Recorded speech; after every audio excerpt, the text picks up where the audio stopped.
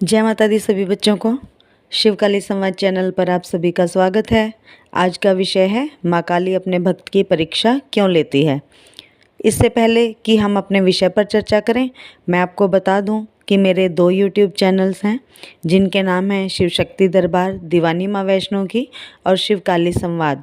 आप सभी से रिक्वेस्ट है कि मेरे दोनों चैनल्स को सब्सक्राइब कीजिए, मेरी वीडियोस को लाइक कीजिए, कमेंट्स कीजिए, जिससे मुझे प्रोत्साहन मिलता है वीडियो बनाने के लिए। आइए चलते हैं अपने विषय पर। तो बात करते हैं माँ काली अपने भक्तों की परीक्षा क्यों लेती है।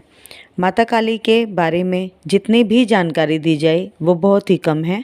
जो व्यक्ति भगवान की भक्ति में लगता है उसके जीवन में दुख आते ही आते हैं, क्योंकि माँ काली अपने भक्त को निखार रही होती है। और ऐसा नहीं होता कि माँ काली की पूजा के कारण ही दुख आते हैं। ये सब इसलिए होता है क्योंकि माँ काली आपकी परीक्षाएं ले रही होती हैं। ऐसी ऐसी परिस्थितियाँ आपके सामने लाकर रख दी जाती हैं कि आपको लगने लगता है कि क्या सच में भगवान है। माँ काली आपके ऊपर ऐसी ऐसी परिस्थितियाँ लाकर रख देती हैं कि आपको लगने लगता है कि हम इतने परेशान हैं, दुखी हैं और नकारात्मक शक्तियों ने आपको घेरा हुआ है। जब भी भगवान आपकी मदद नहीं कर रहे हैं, वो चाहें तो कुछ भी कर सकते हैं, फिर भी वो इतने बेबस लाचार क्यों हैं कि वो हमारी मदद नहीं कर पा रहे हैं, हमारी परेशानियों को दूर नहीं कर पा रहे हैं। और ये सब आपको उन परिस्थितियों और विचारों से निकालने के लिए ही होता है जिसमें आप भगवान की भक्ति को भी व्यर्थ समझने लगते हैं, संकोची स्वभाव आने लगते हैं, बार बार मन में सवाल आने लगते हैं। तो ये सब आपको इन परिस्थितियों से निकालने के लिए ही होता है।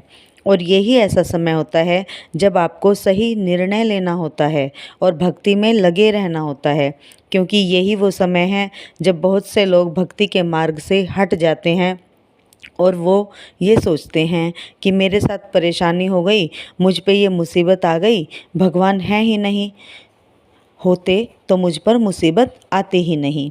और वो भगवती के रास्ते से, अपनी भक्ति के रास्ते से हट जाते हैं, माँ काली और अन्य देवी देवताओं की पूजा करना छोड़ देते हैं। लेकिन यही वो समय होता है जब भगवान आपका हाथ पकड़ने वाले होते हैं और आप उस समय उस रास्ते से पीछे हट जाते हैं। भगवान को, माँ काली को जो भक्त सबसे प्रिय होता है, परमात्मा उसकी बहुत ज़्यादा परीक्षा लेते हैं। ऐसे भक्तों को ऐसे बड़े बड़े सदमे दिए जाते हैं कि वो बिल्कुल टूट जाता है, टूटकर बिखर जाता है।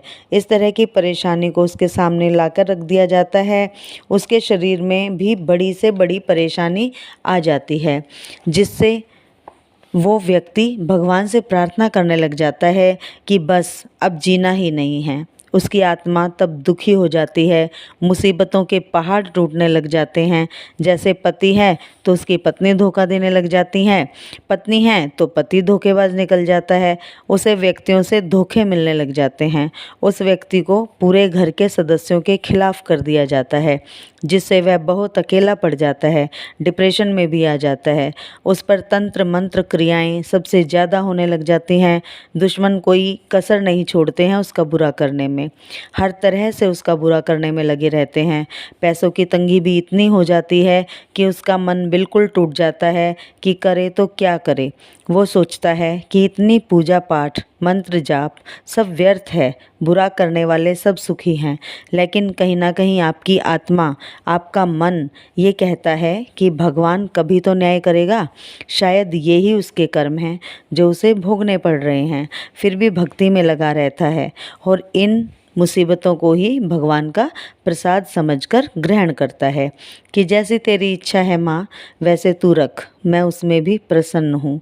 और ऐसा सोचकर भक्ति में लगा रहता है और नियम, व्रत, पूजा पाठ, मंत्र जप आदि नहीं छोड़ता। भगवान उस व्यक्ति को कहीं ना कहीं संकेत भी देने की कोशिश करते हैं, लेकिन कुछ लोग इन संकेतों को समझ जाते हैं और कुछ नहीं समझ पाते हैं। माँ काली सपने में दिखाती भी है कि परीक्षा शुरू होने से पहले कुछ संकेत भी देती है कि या तो वो आपके सामने कुछ ऐसा वीडियो या कुछ ऐसी पोस्ट ला कर रख देती है कि वो समझ पाए कि परीक्षा होने वाली है। जैसे आपको सपने में संकेत मिलेगा कि आप बहुत पढ़ाई कर रहे हैं और आपका पेपर शुरू होने वाला है, लेकिन फिर भी आप नहीं समझ पाते हो। सोचते हो कि बार बार यही सपना क्यों आता है। अब तो हम घर गृहस्थ में आ चुके हैं, बार बार आपको ये सपना आएगा कि आप पेपर दे रहे हैं और आपको बहुत पसीना आ रहा है, बहुत घबरा रहे हैं, चारों तरफ बहुत सी बड़ी बड़ी नदियां हैं, आप बिल्कुल बीच में और जानवरों से भरे तालाब में हैं, कोई मदद करने वाला ही नहीं है। लेकिन कहीं ना कहीं ये संकेत मिल ही जाता है कि ये परीक्षा है। कई बार आपको लगेगा आपका पेपर हो गया है, आप पेपर बांध रहे हैं, बांधने के लिए वो धागा ही नहीं है, आप धागा ढूंढ रहे हैं। तो जब भी परीक्षा शुरू होती है तो परीक्षा के संकेत ज़रूर मिलते हैं।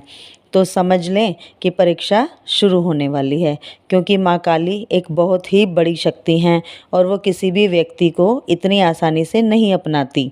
जब व्यक्ति अपने सारे बंधनों से मुक्त हो जाता है, चाहे वो मोह का बंधन हो, चाहे सुख समृद्धि का बंधन हो, चाहे वो माया का बंधन हो, जब वो व्यक्ति सभी बंधनों को व्यर्थ समझने लग जाता है, तो भगवान आपको इस संसार के बंधनों से मुक्त करके अपनी भक्ति के रास्ते पर लाते हैं।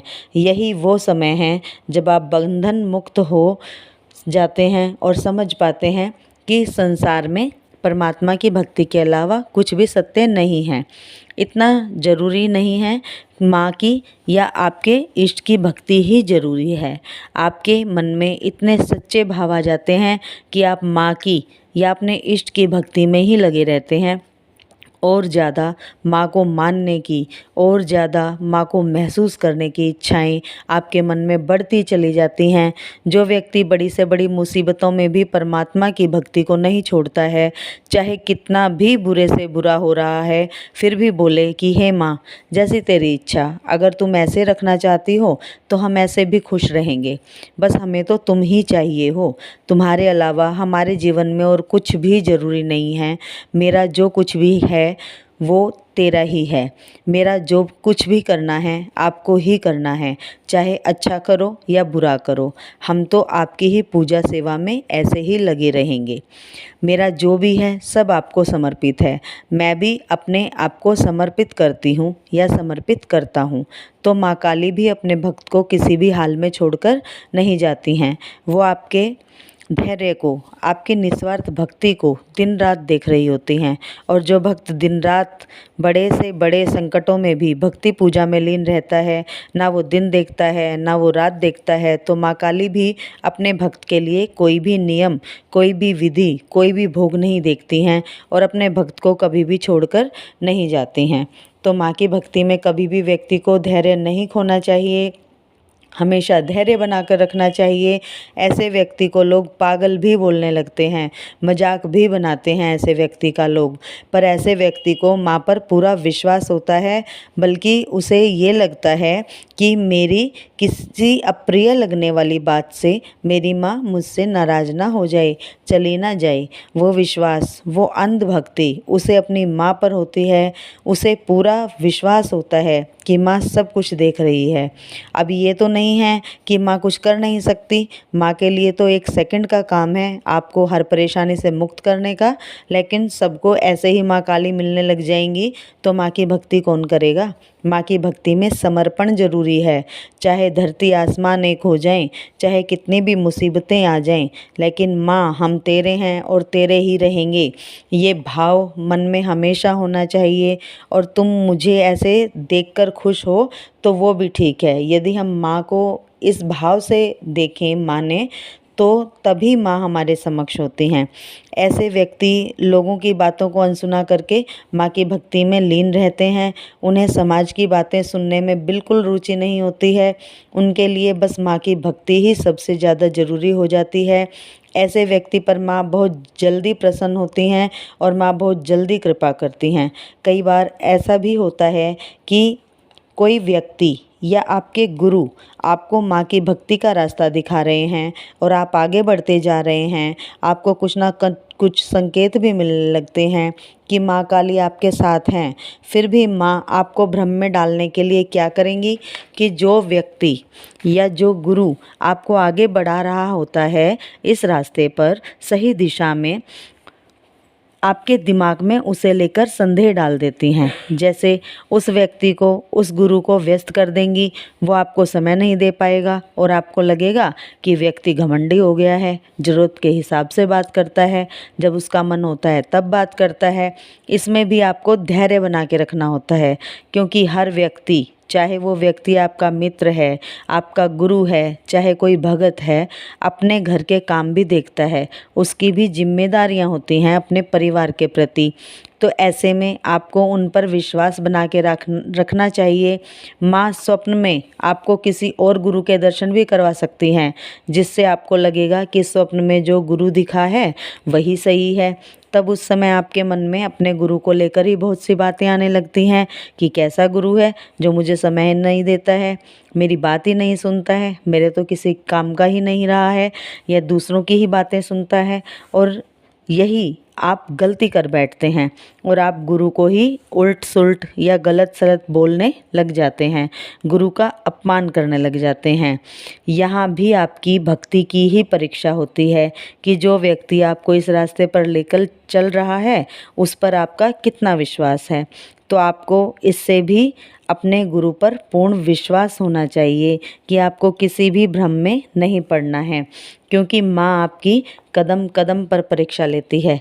जैसे हम बचपन से जब तक बड़े होते हैं तब तक परीक्षाएं देकर ही आगे बढ़ते हैं और हमें हमारी परीक्षा का रिजल्ट भी मिलता है, इसी प्रकार भक्ति में भी परीक्षा होती है। इसमें भी लेवल 1 से लेकर 10 तक की परीक्षाएं होती हैं और वो माँ पर निर्भर करता है। माँ जितनी भी परीक्षा चाहे उतनी आपकी ले सकती हैं, वो माँ ही जानती हैं कि आपकी कितनी परीक्षा लेंगी। और जब हम इन परीक्षाओं में पास हो जाते हैं तब माँ की हम पर पूरी पूरी कृपा होती है और हम माँ के प्रिय भक्त बन जाते हैं। तो माँ की भक्ति के लिए हमें मोह, लोभ सब त्यागना पड़ता है। माँ के लिए सच्चे भाव जरूरी हैं, आत्मसमर्पण जरूरी है। तो मुझे आशा है आपको ये वीडियो पसंद आई होगी। वीडियो को लाइक शेयर ज़रूर करें, कमेंट्स करें, जिससे मुझे प्रोत्साहन मिलता है। चैनल को सब्सक्राइब जरूर करें। सभी स्वस्थ रहें, मस्त रहें, इसी आशा के साथ सभी को जय माता दी। मिलते हैं अपनी अगली वीडियो में एक नई जानकारी के साथ। तब तक के लिए सभी को जय शिव शक्ति, जय महाकाल, जय महाकाल।